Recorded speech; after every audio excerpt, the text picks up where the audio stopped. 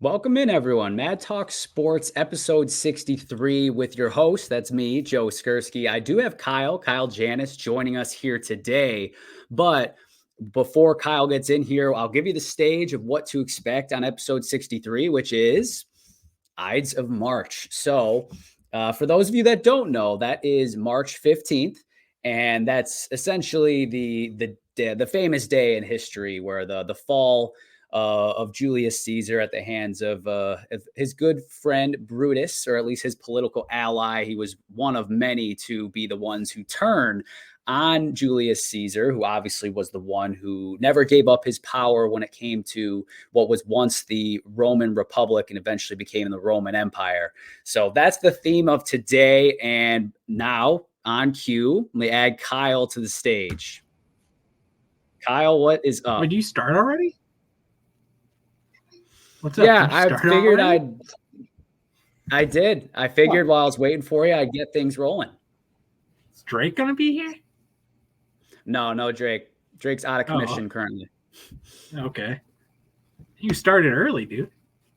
Yeah, in a little bit of a time crunch today. I want to make sure I'm done by 8, so I figured I'd get a quick head start while I was waiting for you. All I did was explain the Ides of March, which is the title of today's episode. Let me pull it up.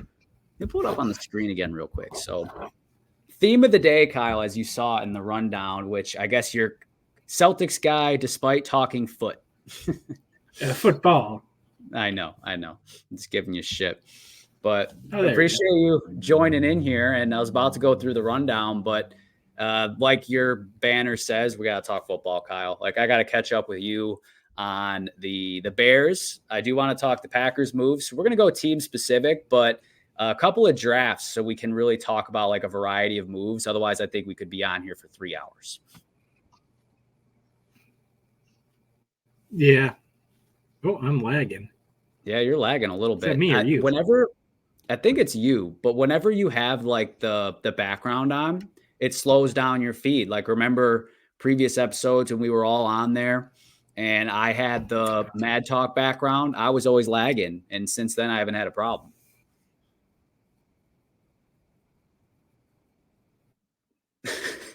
Well, the brick wall will cause the lag. Never happened before. I don't know, change it. Well, you can change it at the bottom of your screen on settings. I don't know how to change it. All right. Well, we'll roll with it for now. But Kyle, if you are not too laggy, how about you talk to me about the Bears? Talk to me about first, just like recap for me what all they did. I've seen most of it, but I'm sure I'm missing something that you see more as a Bears fan.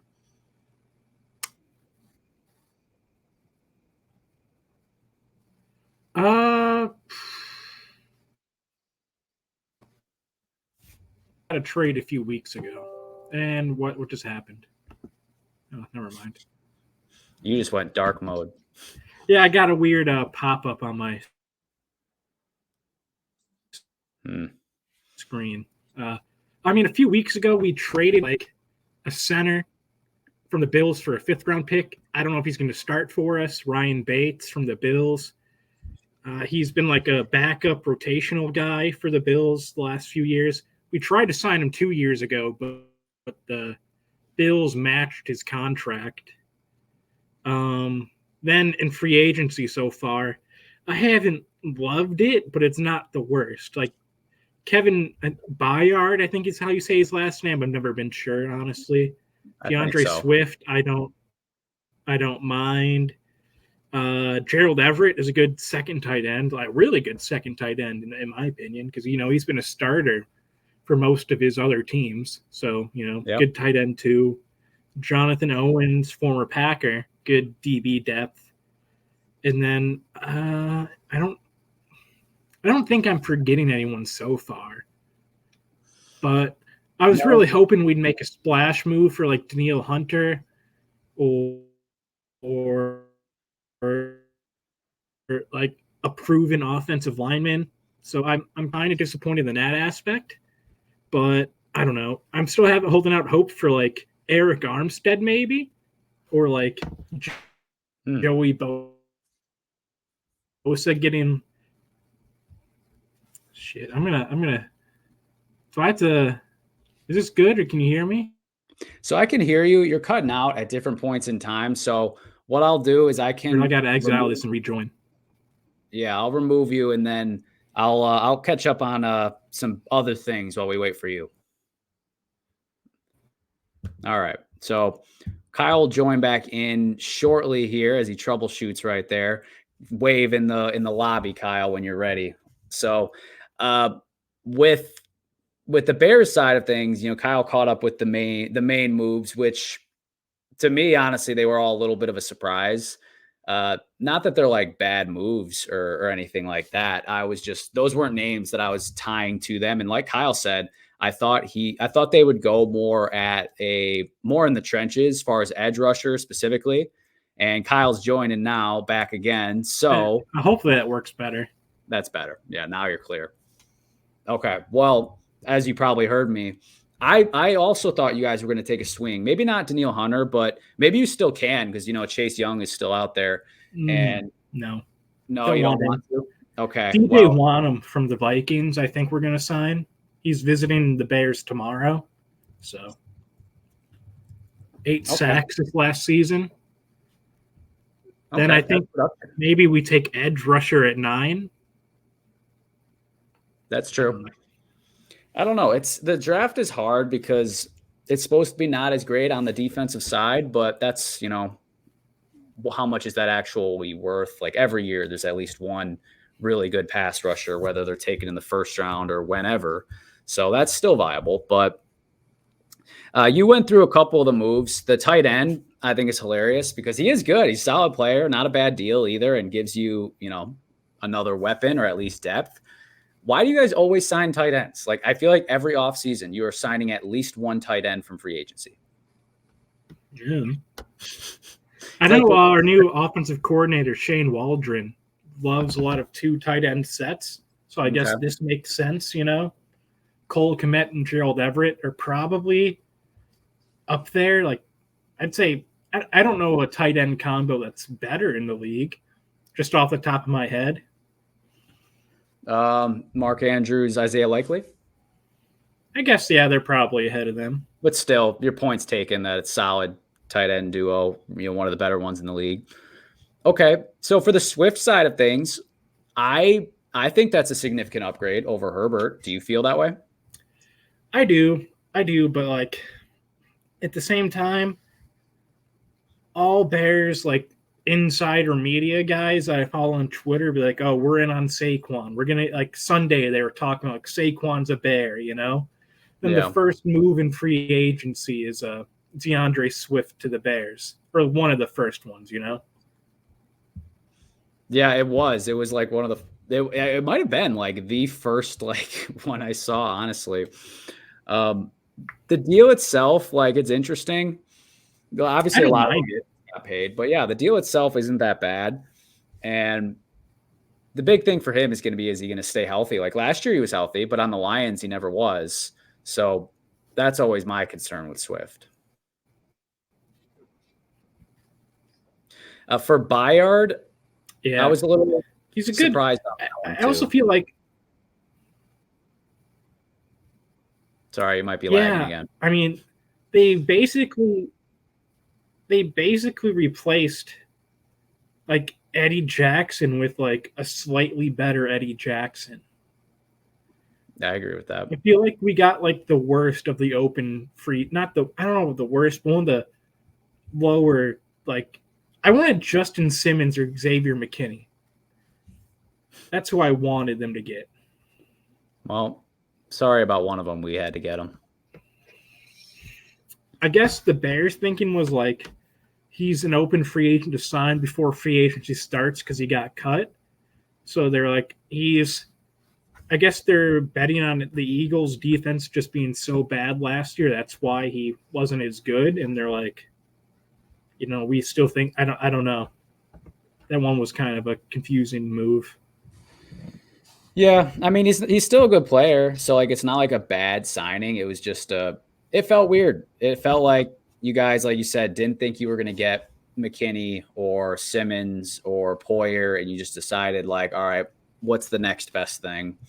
So it's still not bad, and I imagine you guys got Brisker still, who I think you still like. So it's like you got a good defensive backfield plus Jalen Johnson obviously locked up now Yeah, too. Brisker's really good. Yeah. Yeah, I've Kyler liked what I've Gordon, Tyreek Stevenson.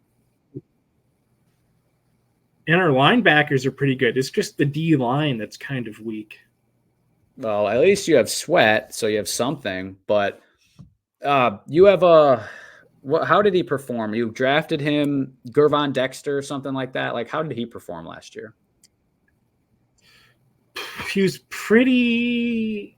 He was like below average before we got Montez Sweat, and once we got Montez Sweat, he was a lot better because less, blocking schemes were focused on like him and the other D tackles because we had Right. like a legitimate like game wrecker on the D line. Yeah. And like you said, you'll probably end up using number 9 on that, unless you might use it on a receiver still because you did lose Mooney to the Falcons. Then again, I could see you guys signing like an MVS or something. He wasn't even that good the last few years. I agree, and we'll talk about him again. We're later. done with the former Packers. We don't gotta get T anymore.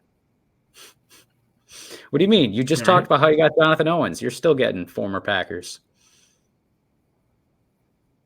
Okay, but like on offense, we're not just assigning every former Packer now. No, there you go. Progress. Okay, well, one move that hasn't happened, Justin Fields is still a Bear. What do you think is going to happen? His options are kind of drying up. I honestly think the only 2 legitimate options right now for him are like Raiders, Broncos, and maybe Seahawks. I don't see them trade him to the Vikings in division. Yeah, Seahawks, because like him and Geno can compete for a job, Yeah. And yeah, I think that I don't know. I hope he's gone. Just not because I don't like him, just because it could create a really awkward locker room, Yeah. Because all these guys right now love Fields because he's not the best player, but he's like a great leader, great guy to have around a team. So, yeah, I hope he's gone by the time we take Caleb Williams. Yeah, I imagine you'll get close to it, but I don't see them both being under contract at the same time with the Bears. That is, it's crazy how the market like dried up so quick though. With just the overall QB movement to where you listed some options. Like I don't even know about the Raiders now that they just went out and paid Gardner Minshew a little bit of money, and also Jimmy G's going to hit the market. I know that's an interesting one. I'm sure Jay's pumped about that, but it's tough. It's almost looking like you're going to be in a Trey Lance type of situation as far as like you're just trading him to be a backup somewhere for a 4th round pick or something like that. I could see us trading him to like the Eagles in a package for like Josh Sweat, maybe. That'd be cool. I'd like that. Yeah, we'll give you a backup quarterback. You give us another premium edge rusher. Fair. Hey, we tried to help him a few years ago when we traded him Robert Quinn, but he just sucked. So, they could help us out. They could if they wanted to. Well, we'll talk about the Eagles again in a little bit here. Quickly, or actually, no, one thing before. What is one thing you do want to see out of the Bears the rest of the offseason? I want either a legitimate 3 tech or a starting center. We need one of those. If not both. I mean, it'd be nice to have like a veteran, legitimate, like good player at both, but I don't know if that's, necessarily possible. Mm-hmm. But the 3 tech, Matt, ever since we hired Eberflus, he's always been talking about the 3 tech is like the premier position in his defense. Poles has never cared about that position, never tried to get him like a top end guy, never tried to draft high for a guy at that position. I just don't get it. I think that might be something like there philosophies don't meet at. Maybe. But like every offseason, Eberflus is talking about we need a 3-tech. We need, the 3-tech is always the what makes his defense go. Yeah. But like Poles has never made an effort to try to get one. Yeah, that makes sense, and it makes even more sense why I feel like Bears fans were always talking about Chris Jones, like, last year and before the trade deadline, then this year to begin the offseason, like that. You were just obviously trying to speak it into existence, but those players are hard to find, and they get paid. And Christian Wilkins got paid. We'll talk about him later, unless you have you look like you got something to say. That was just the guy the Bears needed. He is the guy you guys needed. I was definitely happy that he wasn't coming anywhere near us because he's a game wrecker. Last thing for the Bears, new stadium. That's all but thumbs up, isn't it? Down by the lake still? Yeah. I mean, yeah. I don't know where they're going to put it because they're not tearing down Soldier Field. And, I mean, if anyone listening doesn't know much about Chicago, there's not much room down by the lake. There's not room down there to build a new stadium, so I don't know what the fuck they're going to do. I don't really know either. It's cool. Double-decker stadiums? Yeah, you can have a you could have a college field play too. On the, yeah, it's like the Krusty Krab too. Why'd you open it? Money. Yeah, that's a good point. I didn't even put too much thought into that. To me, I was always just focused on the dome part of it. That was part of the news because everyone kind of knows how I feel. Like I think in the Midwest, you should be playing outdoors. Yeah, I think they're kind of going to do what the Bills are designing, where they kind of have a dome, but it's still open. I don't know. It's weird. I don't know if you've seen the Bills designs for their stadium. A little bit. I didn't look too far into it, but I think it's not to the point of a retractable roof like the Brewers or something, but it's got what's a good comparison? Is it like the Cardinals, who's kind of like St. Louis Cardinals? No, Arizona Cardinals. I've never been there. I don't know. I've never been there either, but I know for them it's semi-open or something like that. I don't know, but that would be fine, I guess. Keep out the snow. Maybe you still have a chance to host a Super Bowl one day. I mean, they hosted a Super Bowl in New Jersey, which is a complete outside, stadium. So I don't see why not. That's true. I mean, that is the closest we've gotten to a snowy Super Bowl. It was probably 40 degrees or something that day. All right. Well, Bears got a lot of runway here. So now it's some Packer time. I mean, pack attack right here. So the news came hot and heavy, Kyle, and you saw it obviously all unfold. So the first domino was Bakhtiari being cut. We all knew that was going to happen. It sucks, but it is what it is. He basically hasn't been on the team in 3 years because he hasn't played. He's played 3 games in 3 years. So yeah, one of them was when they beat the Bears week 1, which sucked. Yep. Respect to him for that. But it's that was it. Is kind of funny. That was one of the only games. That was his last game he played for the Packers. I know. How sad. But yeah, Bakhtiari's gone, so that freed up a lot of money for the Packers, which led to everything right after that. And the big surprise was Josh Jacobs. That was a shocker. Yeah, that feels odd still. How I know Aaron Jones gets hurt a lot, but Josh Jacobs really that much better than Aaron Jones? That's a fair point. And I was talking with Fur about this last night, and I do think Aaron Jones is a touch better than Josh Jacobs, in my opinion, because I think Aaron Jones is a little bit more versatile. And we saw it towards the end of the season last year. That was the best stretch of Aaron Jones's career, the last 5 games of the season, honestly. And those were against some pretty good defenses too, with the Niners, the Cowboys, you guys, the Vikings. He was turning it on, and he looked really good. You could tell how important he was to the team. He's a leader. So in quite honesty, I feel very dirty as a Packers fan that we did Jones dirty. Now, I understand it, the business move, because Jacobs is 4 years younger. Jones's cap hit was going to be pretty rough this year, even if he took a pay cut again. And even though he took pay cuts for us multiple times, which is why this feels so dirty, especially.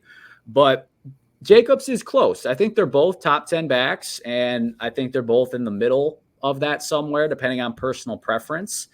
And I think it made sense for the Packers as far as just like you said, like the injury concern and Jones getting a little older. It was just classic making a decision a year too early instead of a year too late. That's how I feel. Yeah, like I don't know as much as like about the Packers as you obviously, but I've just felt odd seeing Aaron Jones just kind of like thrown to the side like that, you know? Yeah, it had been talked about, so like it wasn't a total shock. Like we all kind of knew this was on the radar. We all convinced ourselves it wasn't going to happen though because of the way the season ended and how he looked down the stretch, especially against the Niners. But we knew it was a possibility, especially because Brian Gutekunst I think he's doing a great job, but he is heartless. He is heartless, and that's why he's in the position that he's in because nostalgia gets you killed in the NFL. Like it's the not for long. Like that's what it is. And I could have never made that move with Aaron Jones, but I think we'll look back in 2 years and be like, wow, Josh Jacobs is killing it, and Aaron Jones is on his last leg. Yeah, and I think they're not bringing A.J. Dillon back either. I saw that earlier. No, and that's really the main thing I want to see the Packers touch on with the rest of the offseason here is and I want another running back. Yeah, RB2, whether it's through the draft or free agency. That, and I want us to hit O-line pretty hard in the draft because we're set at receiver. We got a lot of young guys. We got enough talent there. You have like 8 young receivers. Exactly. Like it's the oldest person on the Packers offense right now is Elton Jenkins, and he's 28 years old and he's a guard. So like Packers are young, and that's where the Xavier McKinney move was so exciting too, because he's also very young. He's 24 years old. And I know he's young. Yeah. He was just off his rookie contract. He's someone that I don't watch a ton of, but obviously he was a big ticket item. Like better than Darnell Savage. Oh, for sure. And he went to the Jaguars, which didn't even get reported by like Jaguars Sheffield. Are having a weird free agency. Dude, for real. And we'll talk about them later. But that's definitely I want to talk about their weirdness specifically. But that was the number one thing on my wish list for the Packers before was safety. And I am thrilled with the direction that they went.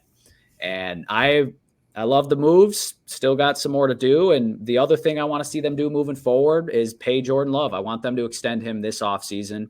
I don't want it hanging over us during the season.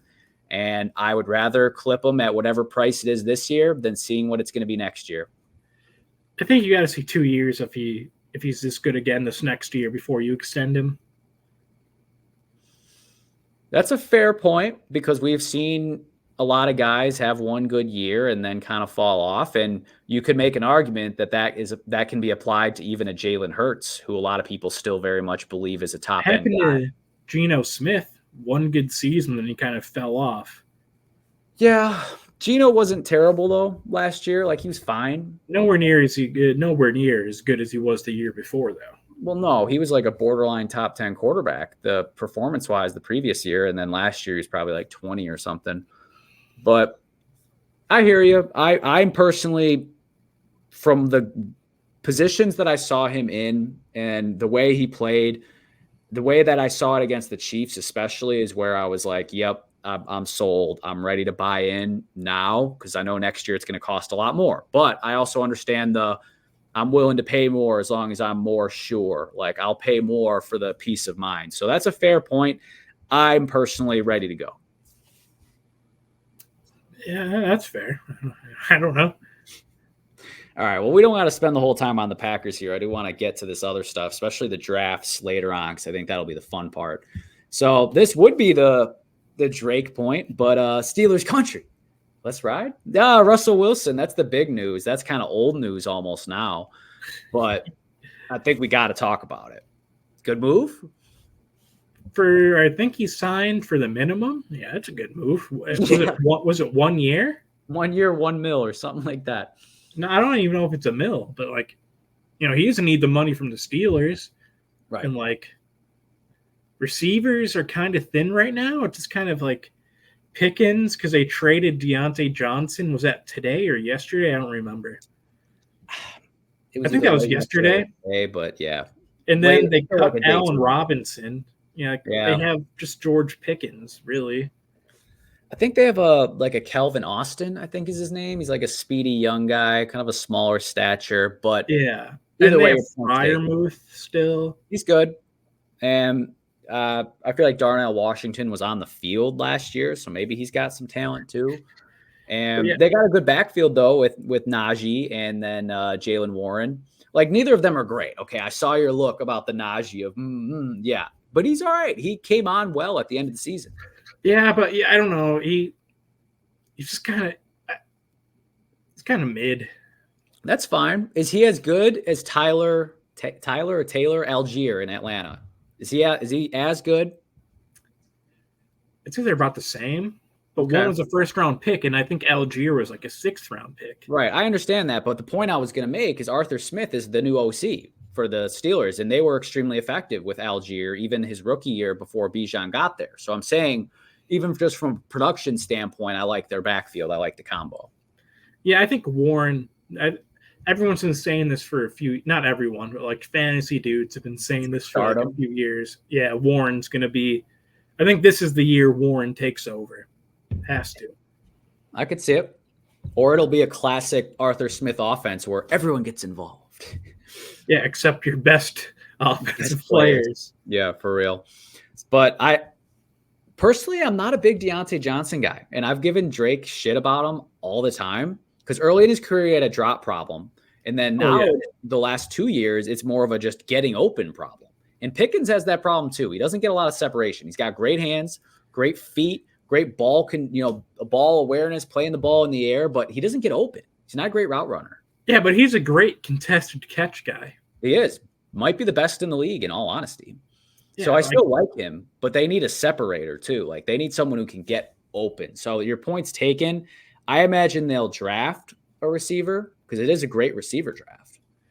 I feel like they're going to take that real Xavier Worthy from Texas, the dude who ran like the fastest 40 at the combine. Yeah. He beat John Ross.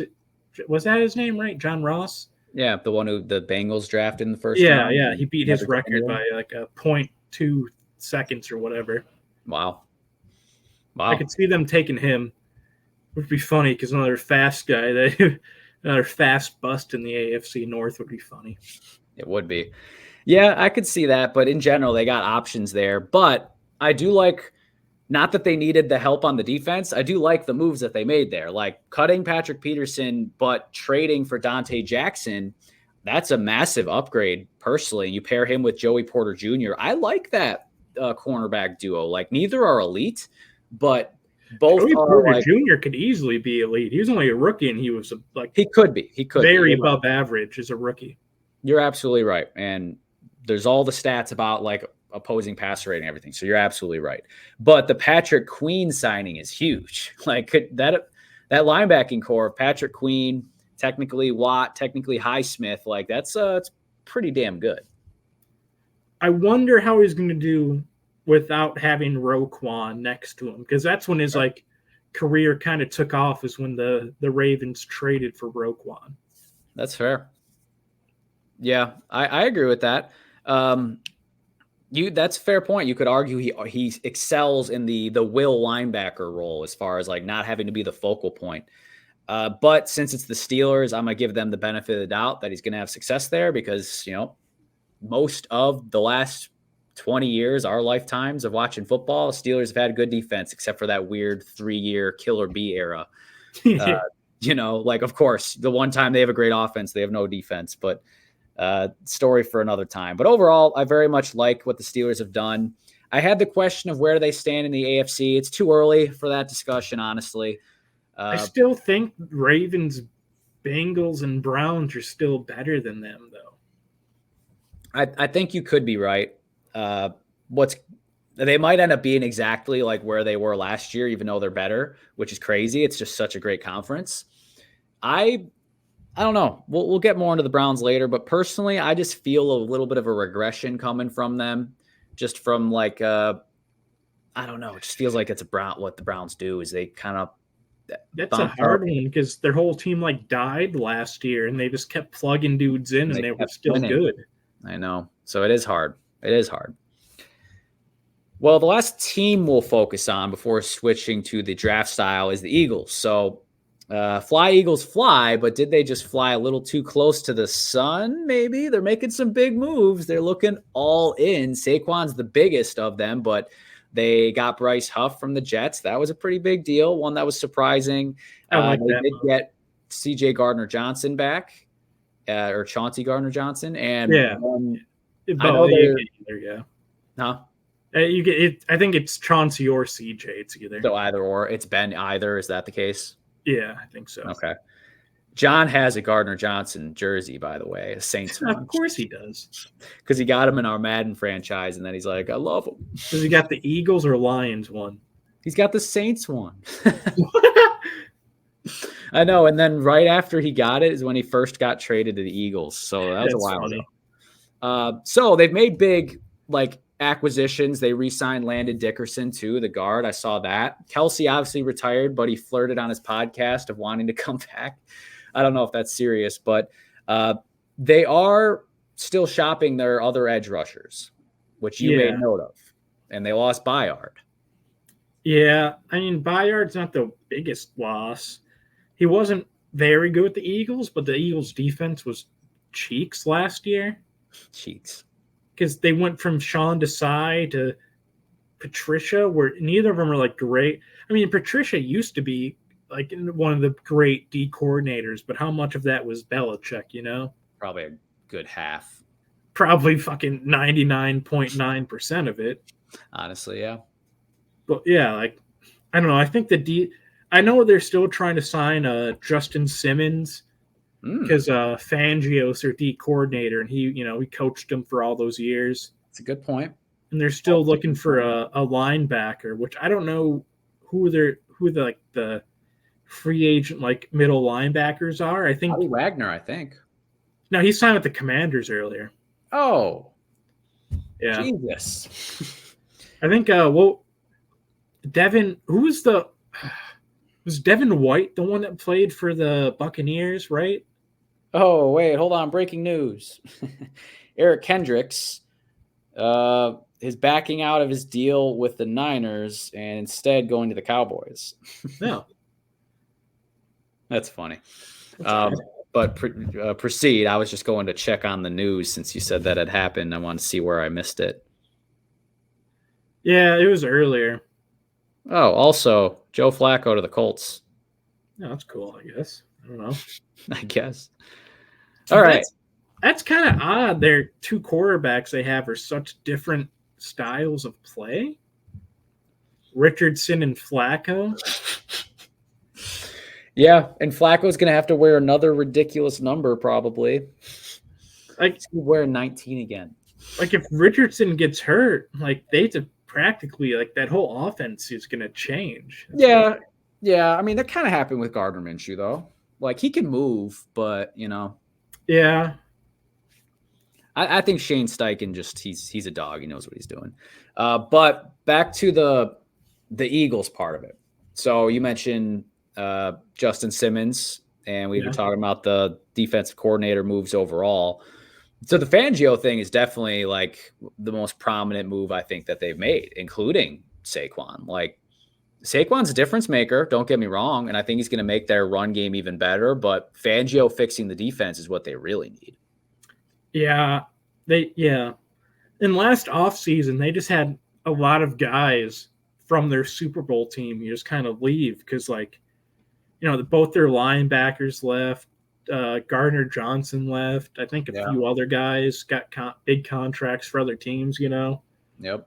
So like I think I don't know what really like their offense stalled last year, but like their defense was just nowhere near as good. Like Reed Blankenship should not be a starter in the NFL. Did they what was the safety? Did they lose him last year, Elliott? something Elliott. Deshaun Elliott? Yeah. Or am I crossing teams? I don't remember. There's so many guys in the NFL, dude. No, even just keeping track of this week's moves. But yeah, overall, I like what the Eagles have done. It's overall right direction, and they're stacked still. You know, they got premium players in the right spot. They got Jalen Hurts locked up. They got AJ Brown. They got Devontae Smith. They got Dallas Goedert. Even without Kelsey, their O-line is still really good. And defense, at the very least, they've got that D-line stacked. Fletcher Man. Cox is gone. He is, but that's why you have a Jalen Carter a year too early type thing, you know? Like, that's why you build those Their positions. Super Bowl D-line is kind of going to be gone because they're, Hargrave is gone. Cox is gone. They're going to trade one of Hassan Reddick or Josh Sweat. It's like Nolan Smith. All the Georgia guys are going to have to step up big time. Yeah, Nolan Smith, Jordan Davis, and Jalen Carter. Yeah, I agree. They do all need to step up, but it's better to be in that position than we've lost all those guys. Now we need to go draft. So like they've just got like this kind of like shuffle like set up to where they're going to be ahead of the game when they're able to, overstock on positions that are valuable, which obviously the trenches are something they value. Yeah, they always have. Yep. Okay, well, let's kind of open it up now with the drafts. So let's count them out. I got 1, 2, 3, 4, 5 time permitting drafts to go through where drafts. It is, but there's so many categories to hit, and I wanted to touch them all. So 3 to 5 each is the goal. If there's one where we're starting to run low, like the 3 is fine, but some of these, it should be real easy. So the first draft is the best moves. So this is just best moves that you liked in general that you feel like, yep, if I were to rank my top 5 best moves of free agency, these are the ones. So Kyle, I shall give you the floor for what your choice for the best move so far would be. I think the Danielle Hunter move was the best one so far. The Texans have like 2 legit pass rushers now. Yeah. Hunter, only 2 years, I think I don't know what the numbers were. I'm looking it up. 2 years, $49 million, not the worst contract to have. No. I think the Texans, this might be, I saw this on Twitter earlier, but this arguably is like one of the best like first 2 year, like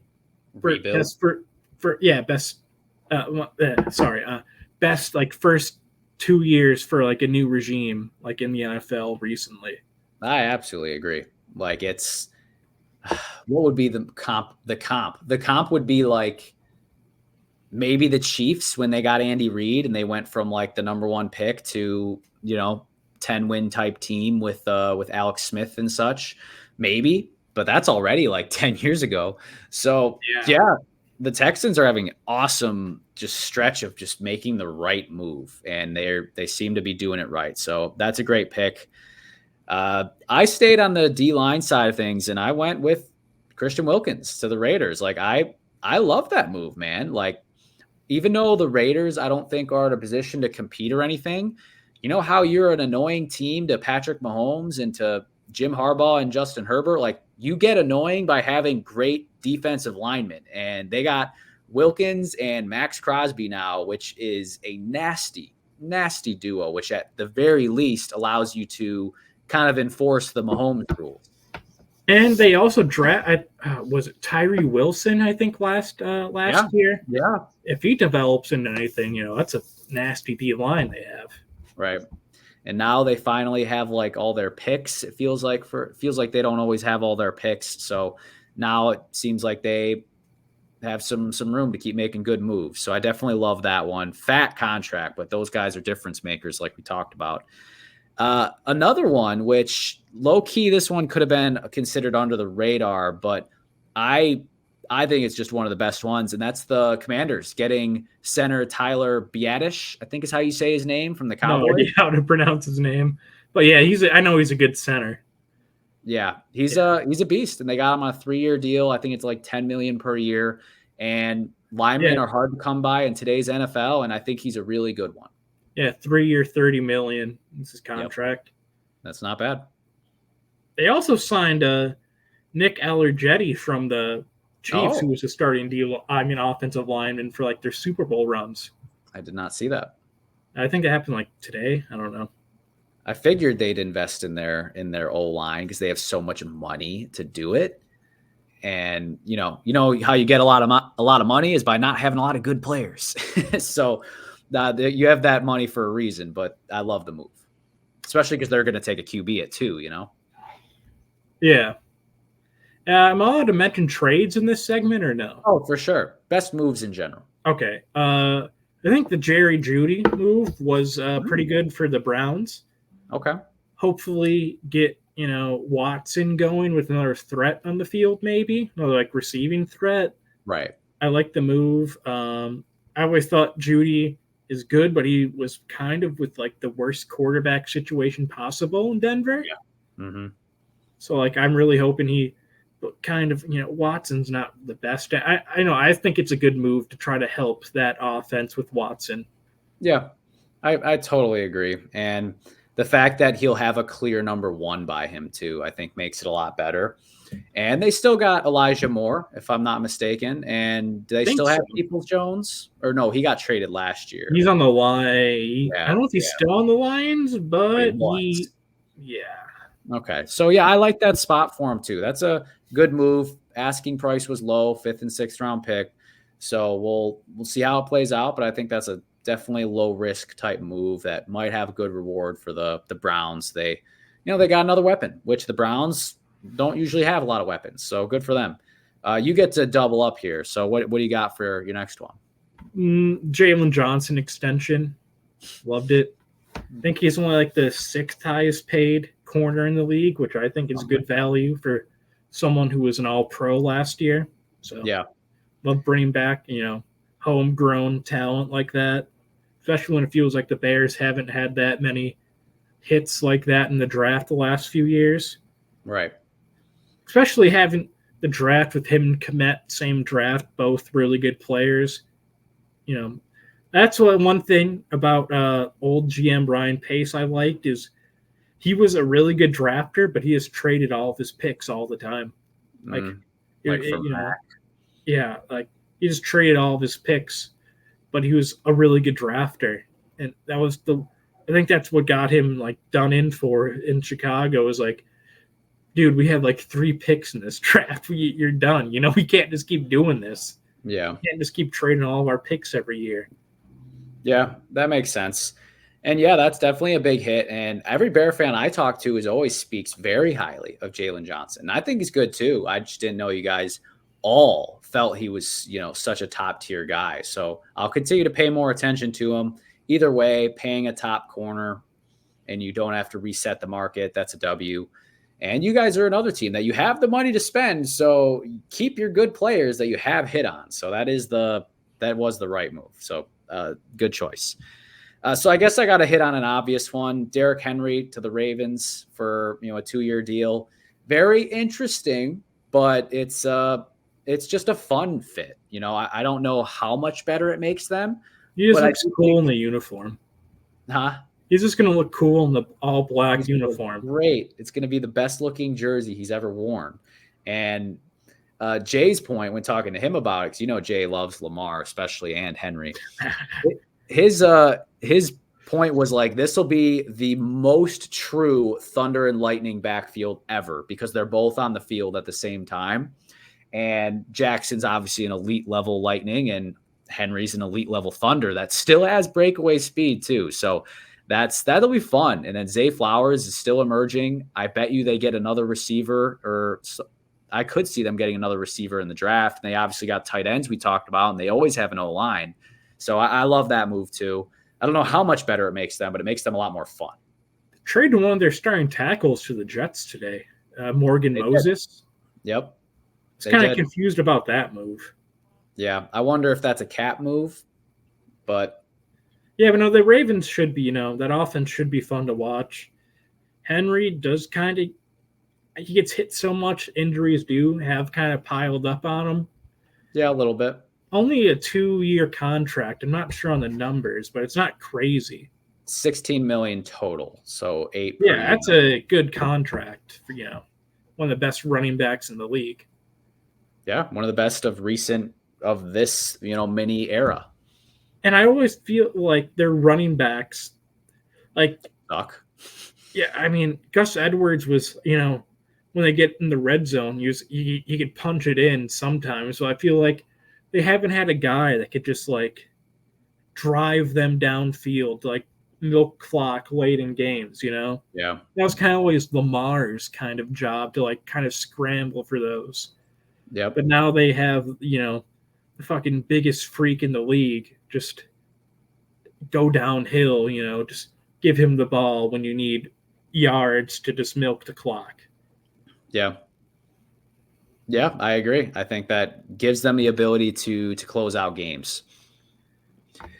Well, my next one, I gotta mention a Packer at some point, right? Xavier McKinney, man, like that was. I love the deal and I like the fit, and it was a position of need. So that's. I knew you weren't going to take them, so that's why I was able to wait till my 4th pick. But yeah.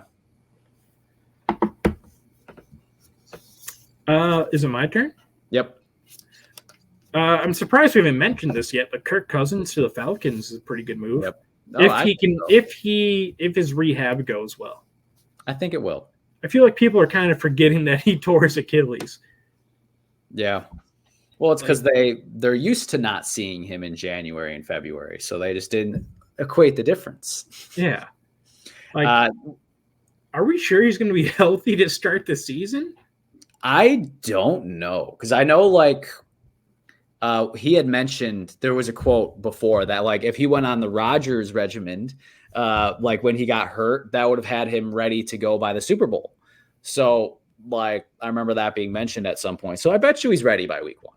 I bet you he's one of those like we talk about it all like summer, like is he going to be ready like Brock Purdy last year, and then he's just ready. The last move I got to mention is a Rodgers to RFK.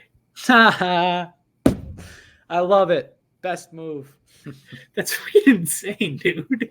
What? That's crazy. I mean, that's not confirmed. It's just rumored that he's on a list. Even still, that's crazy.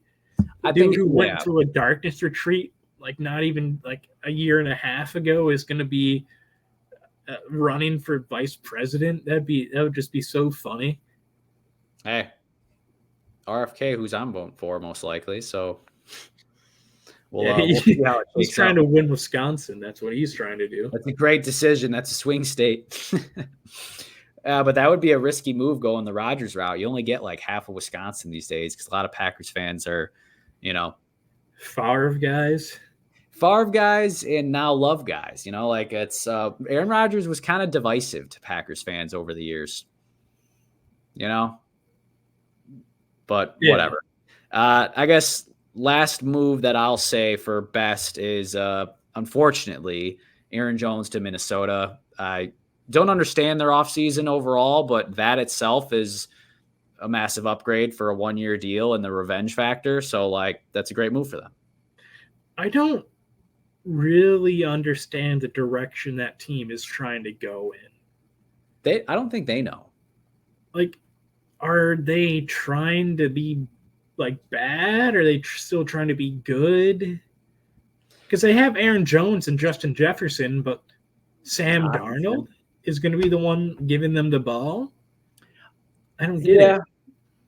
So they were okay with Josh Dobbs. I will say that, for a little stretch. So it's not like they're dead in the water. I think they just decided they'd hit their head on the Kirk Cousins ceiling, and they weren't willing to pay him $50 million a year anymore. And they said, all right, if we need to have a year where we're sucking at QB, so be it. But we're trying to find that next chapter. I think that's what it is.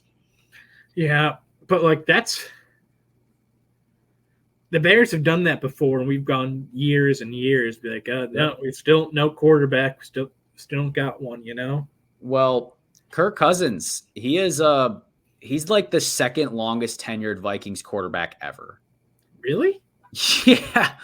He's the longest. Fran Tarkenton or whatever. Yeah. Yes. And Kirk was there 5-6 years. It's crazy. Think about it. It was Christian Ponder, and then it was Favre, and before that it was Tavares Jackson, and before that it was Culpepper, and and a bunch of Bridgewater, Bradford, Keenum year. All three of them played. They're like almost as bad at QB in history as you guys. Like it's tough. What the fuck? Why are they so good with bad quarterbacks? That's not fair. All right. Well, we got to keep things moving from a timing purposes standpoint. Let's quickly hit the underrated. Come on now. Did it? What? Oh, it's at the bottom. Okay, I see. Underrated one. Who's going first? I want to go first on this one. Go ahead. Andrew Van Ginkel to the Vikings. I like that. Brian Wisconsin guy. Well, he played for Wisconsin. I don't know if he's from Wisconsin. I don't know. Good pass rusher. Good, just special teamer. I feel like whenever I watch the Dolphins game, like a whole Dolphins game, he'd have multiple impactful plays every game. I agree. He's a really underrated player. I absolutely agree with you. And he's got like a good energy player. And when you just watch him, he just kind of pops off the tape a little bit, which and he has the perfect hair for the Vikings team. That logo, he's just the logo. Him and Hawkinson will have to have like a hair battle. Yeah. So I like that one. And then the Brian Flores connection, because he was the coach for Miami, not that long ago. So overall, and I like the direction of their defense in general last year, unfortunately. Unfortunately for us, so the rest of the NFC North, but that's a good one. So one of the underrated ones, we mentioned it briefly, is Gardner Minshew to the Raiders. Like, I love that move. Low risk move, and because of I feel like they're just forming like this feisty type of team, this roster, and I think he fits that perfectly and buys them some time to figure out a long-term option. So I like that one a lot. Yeah, he's a good player. Worst thing could happen is he leads you to a top draft pick where whoever the big guy is next draft, you can get him. Yeah, exactly. And he gets to be the backup because 2-year contract, not a high price. Yep. He's basically the perfect bridge quarterback. He is. And Jay would tell you he can be more. Whatever. All right. So my next under the radar one, or underrated, whatever the title is, this is a little different. I went with a re-signing. The Browns re-signing Zadarius Smith to a 2-year extension, I thought was a really good move. I thought he really helped take their defense to the next level last year, and I think retaining him was really valuable. Yeah, he's always been really good. Yeah. Him and Garrett, they just complement each other. I'm surprised he went for a multi-year contract because it feels like he's just been a 1-year guy for a while. But, good move, I think. Yeah, I agree. You got 2 more underrated, under the radar type moves? I'm looking. Under the radar, I guess. I got 2 from the same team that I think went under the radar, kind of, are Baker and Mike Evans. Yeah. Bringing both back, Division winning team, won a playoff game. They did. They had a good connection. Huh? They could have won that second one against the Lions. Like, they were competitive in that game, too. I mean, they're bringing back, good team, good guys. Have they re-signed Winfield yet? Franchise tagged him. I guess I should say, have they extended him? And your answer sounds like a no. Not that let me look. No, he's still just under the franchise tag. Yeah, but either way, I agree those are under the radar moves because they're not like big and exciting, but they're both necessary because they had a solid season last year, and that's a very open division. I do think the Falcons got a lot better with the Kirk move, like we talked about, but it's and the just coaching changes that they've made. But that's a good move for the Buccaneers to just remain competitive in that division. So are you counting those as your 2, or do you have another one locked and loaded? I'll do another one. Darnell Mooney, played for the Bears. I really liked him. I think he could do good as I don't know, would he be like their 3rd passing option? Maybe second. Depends how Kyle Pitts develops with Kirk Cousins. Yeah. Or if they draft another receiver or whatever, but he's a good, 2nd, 3rd guy to have. Yeah. Probably the role he always should have been. Yeah, I agree. Then he can be a little bit more of a gadget type guy. They gave him some good money, though. That's same money as Saquon, which is crazy. Right. Yeah, that's the market difference is crazy there. But that's I agree. I like the move itself. The money part of it was a little interesting to me. So I had this as a bit of a head scratcher one personally, like as something I might draft there. Not that it's a bad move. I was It just just surprised. might. That's just the receiver market, though. You know. Yeah, you're right. That's what Lazard went for. So like, like I think last he's year, better than Lazard too, though. I think you could argue that at least as a pass catcher. Uh, so for me, let me see. Surprise. Marcus Davenport to the Lions as a Yeah, I like that underrated move. one. I remember watching a lot of. I think he got drafted in 2018. Yep. Davenport did. I remember watching a lot of film on him I wanted during a second pick. when I always love watching D line film before the draft, just Yeah. because that's the one thing I think I kind of know about. So I Right. don't try to evaluate other That's it. players on what they do. Yeah. Yeah. So I like that move for the Lions. It's just a 1 year deal, but gives them another solid piece to add to that defense. So good move. And I guess my last one, I meant to put this in one of my best ones, but I forgot it. Carlton Davis, the trade for Carlton Oh Davis. yeah, I like that pretty too. good. Taking another chance at shoring up the defensive backfield like they've been trying to do the last couple off seasons, but I think he's the best one on the edge that they've gotten. So that's a couple of good moves for the Lions. I think is this. I got one more. Leonard Williams back to the Seahawks. Yeah, yeah. I've always been a Leonard Williams fan. Even when he was at USC, I thought he was going to be like what Aaron Donald is, but he's not. I was right there But with he's you. yeah, but he's certainly an above average like D lineman. So good move to bring him back. Yep, I absolutely agree. All right, quickly now we'll draft. It's another low one. All right, we'll draft the head scratching moves. So these are like the ones where you just saw it and you're just like, huh? Who went where? Why? And I got one right away. Gabe Davis made no sense to me. Dude, I totally agree. Like, what are you doing? That was the one I listed because he's one of the first signings too. Yeah, he was. It's like who is their prominent receiving threat? Christian Kirk. Because they got him, Christian Kirk, Ingram. It's all kind of like, yeah, they got like a bunch of like Ridley's background guys. Yeah, I agree, but yeah, I don't know who makes the decisions about receivers in Jacksonville, but they're always doing this. Like I remember when they paid Christian Kirk, and I was like, what's going on here? Now he's been pretty good though. Yeah, he has been. So like maybe they see something we don't, but I agree, head scratcher. My first one was another one of the first things to break, and that's Tony Pollard to the Titans. I was like, yeah, I was like, what are we doing here? What the fuck are the Titans doing? Do they think they're going to be good? Apparently, because they just went out and got Calvin Ridley too. I was going to say, I was just talk about him now. That contract is insane. It's basically the AJ Brown contract. What is it? He's nowhere near as good as AJ Brown. He gets like $5 million less than AJ Brown. Wow.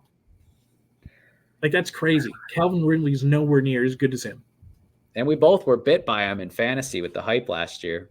Hey man, I won that trade. I got DJ Moore. Yeah, DJ Moore kind of fell off at the wrong time for you. Tyson Bagent played, and then he picked back up as soon as Justin Fields came back. All right, side topic that we don't need to dive too into. Okay, so you got Calvin Ridley. What else you got? Head scratcher. Let me look. I had a list. The Panthers are just overpaying offensive linemen, I think. They gave Robert Hunt 5 years, $100 million. What the fuck? He's not that good.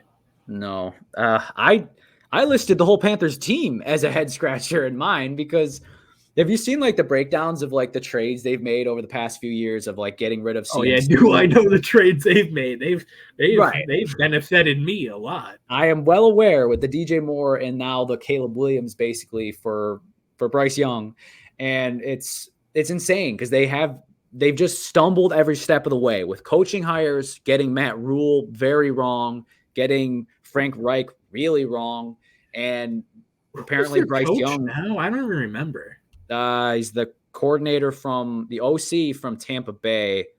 What's his name? Canales? Something Dave like that. Canales? That sounds right. I think that's who it is. But yeah, so like that, giving up McCaffrey to now him just look like the clear best in the league, giving up DJ Moore, holding on to Brian Burns because he's a franchise building block. They could have got 2 first-round picks. I know, dude. And now they traded him for chips. So that was that's the surprised we haven't Panthers. mentioned Brian Burns yet at all. Yeah, that's a good move, but I do still qualify the Giants as head scratching because you let Saquon go, you let McKinney walk, you go out and get Brian Burns it kind of seems like they're trying to go the Raiders route as far as have a great defensive line and then the rest will figure itself out later. They signed John Runyon from the Packers. He's decent. And the word is right that Daniel Jones is going to be a post June 1 cut. That's a report I heard. Is that accurate? He's going to get cut? I sure they're going to draft someone. Because they did sign Drew Lock, but I know Drew Lock. But I guess maybe that's just a rumor. Though, because Bears, Commanders, Patriots are all taking the top 3 guys. So are they going to get Bo Nix or Penix or something like that? McCarthy. Yeah. He's not good. I agree with you, dude. I'm right there with you. I only think there's 2 good QBs, and I think it's Caleb Williams and Jaden Daniels. I don't think Drake May's any good. I don't know. I think he's good. I think you're just scouting the helmet because of Trubisky. You might be right, or Sam Howell, right? Because he went there too, I think. Yep. Do you got any other head scratchers that we didn't mention yet? Let me look quick. I had a list. I don't know. Eckler, it's not a crazy contract. I think you just kind of have to hand over that backfield to Brian Robinson, though. I agree. Many men. Yeah. And I think I had one more. Let me look. Where is it? Maybe I don't. A good move I forgot to mention. I don't think it's a good move. I think the Titans overpaid for Lloyd Cushenberry, the center from the Broncos. Because, why are you paying that much when your team I get you have a developing young quarterback that you think could be good, but I don't know. That's the most the centers got paid in a while, and you're not competing anytime soon. Yeah, I hear you. They're overall confusing, the Titans and just everything. Yeah, they got him and now I'm thinking about it. Calvin Ridley and Hopkins are they an underrated receiving duo now? You went 180 with your takes on on their receiving room. Well, I'm just thinking about it now. That's. I mean, you got some money, you got to spend it. You gotta field the team somehow. So you may as well. If you're fucking Ryan Poles, you're like, oh, I'll keep this. It's my money, isn't it? If I don't spend it, I get this. That's what he thinks. All right. Draft looming decisions or moves that still have to. This one, I know there's a lot, but I'm forcing you to keep it to 2. Okay, I was confused by this one. What do you go looming first? Okay, so what I'm saying is these are players that are still available or rumored to be available that have not yet landed. Okay. For example, a Justin Fields. For my number 1, I put L'Jarius Sneed because I do still consider him. That was by me. I didn't know that was my be the top resource that's available. I do think he is available. Okay. I guess my first one's got to be Justin Fields because what the fuck are we gonna do with him? We can't keep him around. We just can't. You just can't do that. Take him, please. That's honestly at this point, someone take him. Well, it's gonna be you can't have Caleb Williams walk into that locker room that loves Justin Fields, and there's Justin, he runs fast. It's gonna be the sloth from Goonies meme where it's you're gonna live with me now because I love you. So yeah, that one's just got to happen sooner or later. All right, what's your other one? I guess while we're on the subject. You go. Another one on the tag, but requested a trade. T. Higgins. I feel like that's gonna happen. I feel like Patriots are big on a receiver this offseason. I feel like they could, because I know they're big on No one Calvin wants to Ridley go trying to there. get him. Yeah, but like trading for him, he doesn't really have a choice. Yeah, you're right. You're right. And I don't know. Yeah, it's a strange one. Yeah. Because like the Bengals want to compete, pay him, Yeah. because that's what their advantage has been these last few years, is having like two elite receivers, and then obviously Tyler Boyd. He's probably Gone, gone. I'm pretty Still sure. Yeah. hasn't signed yet, but I doubt he. At this point, Bengals would have brought him back if they wanted him back. Yeah, I agree. I guess my other one right now is DJ Reader, big D tackle from the Mm, Bengals. yeah. He's one of the best like run stoppers in the league. So I really want to see where he goes. He's been linked to the Bears, but I don't know if we're gonna get him. I hope we Please do. don't. Yeah, Lions have also been like really, really like in on him. I think so far, besides the Bengals, it's like Bears, Tennessee, and the Lions have been the Tennessee. ones. Yeah, I don't know what Tennessee is doing. They already have Jeffrey Simmons. Yeah. Yeah. But For yeah, real. DJ Reader is one of my. I think he's probably like one of the biggest free agents still out there. Yeah, you're probably right. None of us said Tyron Smith. Surprising. I guess he's He's a old. free agent still? I'm pretty sure. At least last I checked. Huh. No, he's got injury concerns and he's old. I could see people kind of waiting. I could see him waiting kind of too for like, later in the after OTAs and all that, just being like, I don't want to do that. Yeah, I agree. I think you're right. All right, last draft. A lot of drafts. This is Brutus, which this one, in case you didn't know where I was going with it, it was kind of like the Betrayals. I understood this one a lot more than the last one. Okay, so I guess I should have been lurking instead of looming for the last one. Maybe that would have helped. But Brutus. So this is we got two prime candidates, or four potentially, on the cover art for today of these four guys. Not all of them their own fault, but that's why they're up there. So, do you want to go first on this one? Doesn't matter. I don't think you're gonna take my first guy anyways. Okay. Well, my first one is the Favre to the Vikings thing, because I lived it and I remember it, and that one fucking hurt. Yeah, I imagine that would suck. It did. Never valued the quarterback that much in my football watching time. I've always been like, yeah, get out of here, go. I'm ready for my new jersey. Yeah. Yeah, but yeah, that one had to suck. My first one is a Ray Allen to the Heat. Yeah, dude. Celtics guy.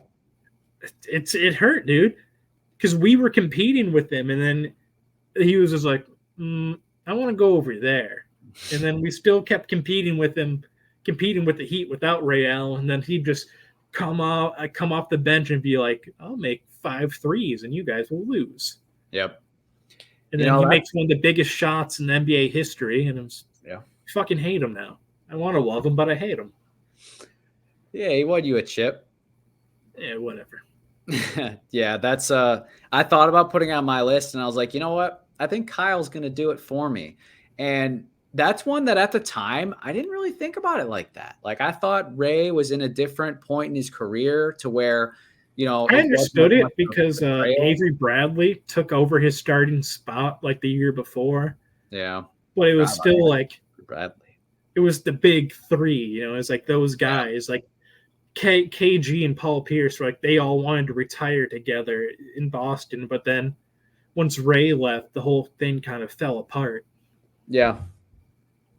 Yeah, that's fair, dude. And you're obviously the fan, so like you felt it. At the time, I didn't know about it. It was more so like later years that you'd see stuff about like what the Celtics players thought about Ray Allen doing that. They just like got over all that like a year ago. It took like a decade for them to all, be friends again after that. Classic. That's when it's a big trader move. All right. Who's your next Brutus? Kyrie Irving. Kyrie Irving. Going Mm. from saying it was the first day of a Celtics training camp 2018, at the year after him and Hayward got hurt. He got on the microphone and told all the season ticket holders, "I'll be back if you guys will have me back." And then he just goes on to sabotage the whole season, then sign with a division rival with one of the best players in the league. And then that team sucked, but still, they didn't suck. They were good for like a year. Yeah, We they were. stomped on our logo, and then that team sucked ever since. Haven't beat the Celtics since. You got it out for the Nets. Yeah, man. I got it more out for Kyrie. I hate him. He used to be one of my favorite players. When the Celtics traded for him, I was like, "Oh, a Duke guy," because I used to like Duke basketball. I was like, "Oh yeah, this is fun. This is cool." And he was just the biggest asshole ever. Yeah, and he's he's a lot to handle. Like that's just what comes with the Kyrie story. But that you have back-to-back Celtics route. That's hilarious. All right. That's the ones I care about. Yeah, that was the true knife in the back moves, and that the Kyrie one especially was bad. All right. So I guess I gotta take the obvious. Kevin Durant to Golden State. That's the biggest, most obvious one in the history of sports, really. I feel like that hurt everyone. They're like, "Oh, you can't do that," you know? Yep. It did. It was like, man, now none of these basketball games for the next 2 years matter because we all know the end result of the season. It was almost 3 years until the Warriors team fell apart against the Raptors. That's true. You're absolutely right. I think I had one more. Okay. This was by the franchise trading Isaiah Thomas. The Celtics stabbed him. I thought about that one. Absolutely. At the time, even looking back, I understand the logic, being like, this guy, we're trading him to a team with LeBron. They made the finals the year before, but his career just died after that. Yep. I agree. So I guess I went 3 Celtics on that one, but one was the team, I said. Yeah, you did. And I'm glad Danny Ainge is Brutus in that one. He is. And that's, players obviously always talk about it, how, you want the player to be loyal, but you don't care about the franchise doing it. And Josh Jacobs even tweeted that or posted it, whatever, on whatever platform about the Raiders and such. So I also went with one of those routes, and this is one that worked out for the team that did it, but it was still a backstab, and that's the Raptors trading away DeMar DeRozan. He was the Raptors. They were a very successful franchise for their standards, and that was a true stab in the back type move. Yeah, that one was crazy because that was before NBA trades kind of changed, right? Where all the Spurs got were him, Jakob Poeltl, and a pick. Yeah. And now if that trade would happen, it'd be 6 first-round picks, all of your good young players. True. I don't know, the DeMar one was crazy because especially I remember his first game back in Toronto, he went for a game-winning shot that Kawhi blocked off the backboard. And the Toronto crowd, went crazy. Brutal. Imagine how DeMar must have felt then, his homecoming, he was going for the game winner, and then he just gets fucking denied for the guy they replaced him for, and the crowd just goes crazy for it, Yep. I totally that's agree. Tough. Yep. And the Raptors basically sold their soul for that title run. They did. If you can do it, do it. Titles means more than anything in sports. For sure. No one cares about 60 wins in the East just to lose to LeBron. So absolutely. I still have 2 that I didn't mention. Do you have any others for Brutus? Et tu, Brute? Do one of yours. I might try to think of one. So the obvious one, another obvious one that we didn't talk about was LeBron leaving Cleveland. Oh, yeah. Yeah. Like as time's gone on, you get it, but also like still at the end of the day, you left your hometown team and you went to form a super team. Like that's what happened. I'm not going to knock them for it anymore, but like it is what happened. Yeah, that's still crazy to this day, especially the way he went about it, having the big national broadcast and Right. The decision. crazy. He's not comfortable with the spotlight though. All right, Man, just yeah, that messing. one's crazy. I don't think I can think of any more. Just do Okay. Last one then. Underrated one, forgotten one. Nick Saban going from LSU Oh to yeah. Alabama. I forgot about like coaches. Yeah. So yeah, that was my last one there. Yeah, man. I mean, at least he went a few years in the NFL before, he went to their rival. Yeah, for sure. Few But year gap. I'm sure LSU doesn't feel great about it anyway. They did finally get a title, a couple years back. Yeah, So then they fired the coach right away as soon as their team wasn't good, which because kind that of team also was just like beyond. looking back, Brian Kelly, Notre Dame, that's kind of he was still under True. contract, just left, went to True. LSU. That's true. Notre Dame Very. hasn't really been the same since he left. Yep. Yeah, I agree with that. You're right on that. But yeah, I think that's Okay. it. I don't know if I can think of any more. The Ides of March. Well, who knows? Maybe, someone might have said Tiki Barber would have said the Saquon thing. But everyone's clowning Tiki him. Barber, what a fucking idiot. Retired the year before they won the Super Bowl because he thought Eli couldn't win. Oh, boy. Well, good for him, I guess. Instead, they had Brandon Jacobs and Ahmad Bradshaw do it. Those guys were good backs. But we are over time. But do you have anything Celtics-wise, Kyle, that you were like dying to share today? First team to 50 wins. We're really good. Hey, you fit into the 40-20 rule if you know anything about that. Yeah, 40 before. We're gonna do 60 before 20, dude. We could easily do 60 before 20. We need 9 wins there before 6 more losses. Yep. You'll be glad to know that last week I ranked title contenders in the NBA, and I had the Celtics ahead of the Bucks. Yeah, I think Nuggets should still be 1. I did still have them 1. It went Nuggets, Celtics, Bucks. And then it's kind of a distant gap I think after Clippers that. 4. Like Thunder and Wolves, no. I don't think they can win this year. Too inexperienced. I agree. They were like 6 and 7 for me, maybe. Cavs, no. I'm just trying to think of the tops. Clippers, maybe. They were my 4. I think Suns I had at like 8. Lakers at like 9. The Heat, I think, were in there. Just have to be in there. Yep.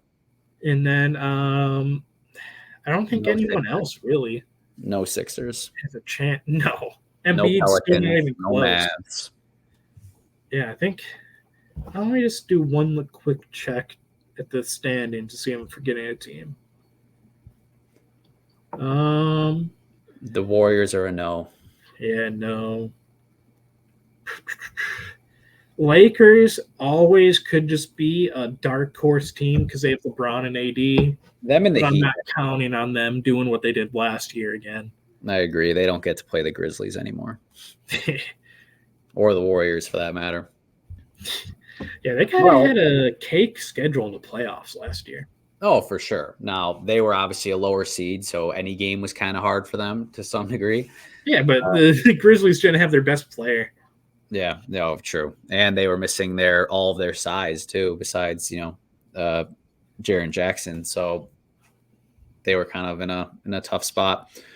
But that's we'll have to have you back on, Kyle, for like pre-playoffs or like to go through like the actual, what to expect round by round. Because I think matchups can be huge in the NBA. So I'm excited to get there. But that's a wrap on episode 63, the Ides of March. Brutus, thanks for joining.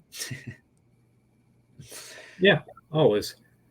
Yeah, it was good stuff catching up on the NFL. There's a lot to talk about. I think we did it in the most efficient way. But Kyle, thanks again for joining in, and excited to have you back on in the next couple of weeks. And we got March Madness to talk about if we care about at some point. But everyone else, thanks as always for joining in. Make sure to give a like and subscribe for our various channels. Best spot is obviously YouTube and Instagram, but we are on Spotify too. Other than that, we'll see you next week for episode 64, Nintendo 64.